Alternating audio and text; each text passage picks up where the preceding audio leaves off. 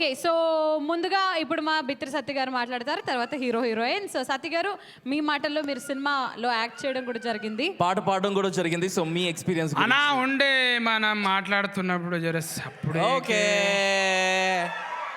అరే ఏమైంది తెలుసా అన్న, మనము ఆస్ట్రేలియాలో ఈవెంట్ ఉండే అన్న ఒకటి కుల్ల చెప్తున్నా. అంటే సిడ్నీలో ప్రోగ్రామ్ అయింది. ప్రోగ్రామ్ అయితే మనం పిలిచిరు తెలుసుగా సత్య. అంటే ఇక లాగు తీసుకొని పోయినా ఆడికి, లాగు అంగి తీసుకొని పోయినా అదే లాగా ఇట్లా బట్టలు వేసుకుంటే వద్దు, మనకు అట్లనే కావాలి, ఆ ఊర్లో ఉన్నట్టే కావాలని దించినాం కథమిగా.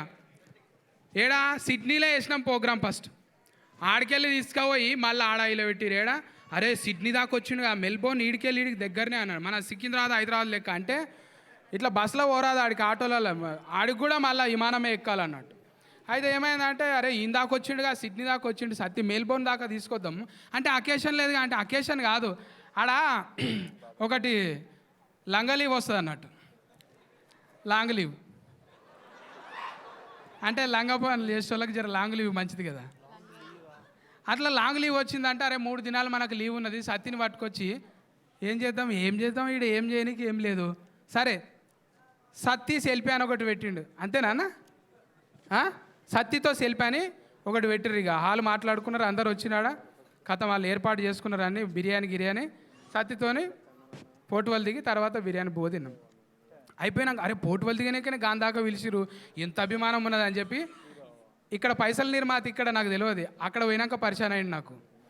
అయినాక అరే ఏమన్నా ఏం చేస్తున్నా అంటే నేను కూడా ఒక సినిమా తీస్తున్నానా అని అంటే అవునా అన్న మరి నాకు చెప్పలేదు. అంటే నీకు చెప్పిర్రా అన్న, నువ్వు అట్లా చెప్తున్నావు కదా అందుకే మెల్బోర్న్ తీసుకొచ్చి ఈడ చెప్తున్నా నీకు అని చెప్పి. అంటే కొంతమంది డైరెక్టర్లు బయటకు పోయి రాస్తారు చూడు కథలు, అట్లా నన్ను కమిట్ చేయనీకే మెల్బోర్న్ పిలిచిండు అనమాట రాజన్న. పిలిచినాక ఆడ ఇక చూసినాం కదా, ఆడ ఏందన్నా క్రౌన్ క్యాసినో అవి ఇవి చూసినాం, పైసలు కూడా కొట్టుకునేటివి. పైసలే పోతాయి ఆడ, ఏం రావు. క్రౌన్ క్యాసినో మావి కూడా పోయినాయి మొన్న గోవాలో. అయితే వాళ్ళు అందులోకి తీసుకుపోయారు, వాళ్ళే పైసలు పెట్టి ఆడిపించారు, పోగొట్టారు. నాకేం బాధ లేదు, వాళ్ళ పైసలే ఓడగొట్టి వచ్చిన. అయితే నువ్వు సినిమాలో యాక్ట్ చేయాలన్నా. అరే ఎట్లన్నా అయిపోయిందన్నా ఒక సినిమా అంటే నేనే చేసినా.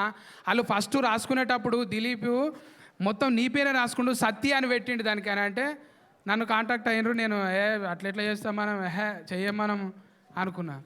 ఆడిపోయినాక అన్న చెవువాటి పిండిండు. ఇగో నువ్వు అంటే అరే నువ్వు చెప్తే చేయనా అన్న, ఓకే అన్న. అయితే అట్లా కమిట్ అయినమాడ. అయినాక మళ్ళా ఆ క్యారెక్టర్ ఈయననే ప్రొడ్యూసర్ పైసల నిర్మాతనే చేసిండు, నేను రాకపోతే దాన్ని మళ్ళీ తుడిపేసి ఆర్ఎఫ్సీలో నా కోసం షూటింగ్ పెట్టి చేయించిండు అన్న. గంతగానం నా మీద అభిమానం పెంచుకున్నాడు అన్న. అందుకోసమే నేను ఇందాక వచ్చిన అన్న కోసానికి. మళ్ళీ దిలీప్ కూడా ఎంత పాజిటివ్ అంటే, నువ్వేమన్నా దిలీప్ నువ్వు తినొద్దంటే తినను రావన్నా, తినను ఇప్పుడు.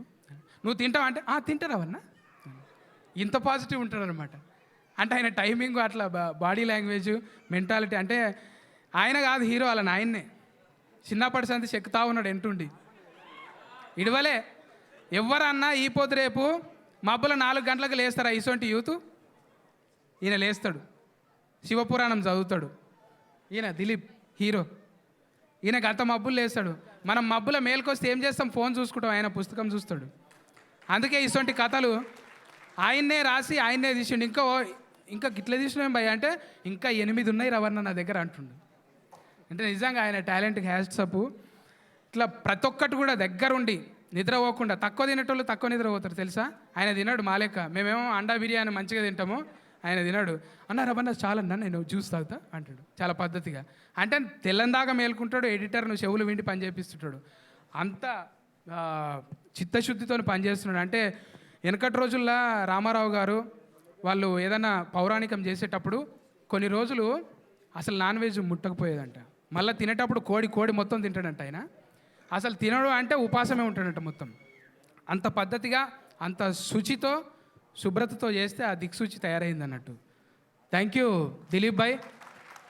మంచిగా అందరినీ మంచి టీం సెట్ చేసి ఇంకా మున్ముందు మంచి సినిమాలు తీయాలి మీరంతా. అందులో మాకైతే ఒక క్యారెక్టర్ మర్చిపోకండి, ఇది ఫోన్ చేసి మాట్లాడాలి కానీ మీ అందరి ముందు చెప్తున్నా. ఒకవేళ ఆయన ఒక్కడు సింగిల్గా సినిమా తీసిండు అనుకో, సత్తిలేడా అనాలి మీరు అప్పుడు కదా. సత్తి లేడా, సత్తి పాట లేదా అని అడుగుతాం కదా. అమ్మో అసలు వెయిట్ ఉన్న యాంకర్ గురించి మనం మాట్లాడుకోలేదు. ఎక్కడ పోయినా ఇట్లా నీళ్ళ లెక్క కలిసిపోతుంది అన్నట్టు. ఆమె చిన్న పెద్ద అట్లా ఏం ఉండదు. అసలు మనసులో ఏం లేకుండా మాట్లాడేదే ఈ స్త్రీముఖి. Thank you. అట్లనే టైమింగ్ ఏం అట్లా వల్లడలా మాట్లాడేస్తాడు చైతు. అందుకే చైతు నువ్వు ఉంటే మంచిగా ఉంటుంది, నాకు కూడా వెయిట్ ఉంటుంది అన్నట్టు ఆయనను కూడా పిలిపించినాం. వెయిట్ గురించి ఎందుకు లేదు సర్లే. థ్యాంక్ సరే. యూ. యా పార్సిల్ తెచ్చుకున్నావు కదా, ఎస్. No problem. అయితే ఇటువంటి ఇక పంచులేసే టైం కాదు, జర అందరికీ థ్యాంక్ యూ చెప్పాలి. మీరు అందరూ కూడా నా కోసానికి అని కాదు, ఒక్కొక్కరికి ఇట్లా ఒకరు స్టేజ్ మీదకి వచ్చినప్పుడు ఒలురుతుర్రు అంటే వాళ్ళ దిక్కోలే, వాళ్ళ చుట్టాలే, వాళ్ళ సోపతి వాళ్ళ కాందానే. నేను కూడా వచ్చినప్పుడు కొంతమంది ఒలిరినట్టు గుర్తున్నది. నా చుట్టాలందరికీ కూడా చెప్తున్నా, చాలా చాలా దూరంకి వెళ్ళి వచ్చిర్రు. పాపం పిల్లలు ఊర్లకి వెళ్ళి కూడా వచ్చిర్రు. ఒక్కటి పోస్ట్ పెడితే వాళ్ళందరికీ కూడా నిజంగా థ్యాంక్ యూ సో మచ్. మళ్ళీ ఇంకా ఇంకా చేద్దాం మనము, ఇక అంతే పట్టేయాలి. Thank you. Thank you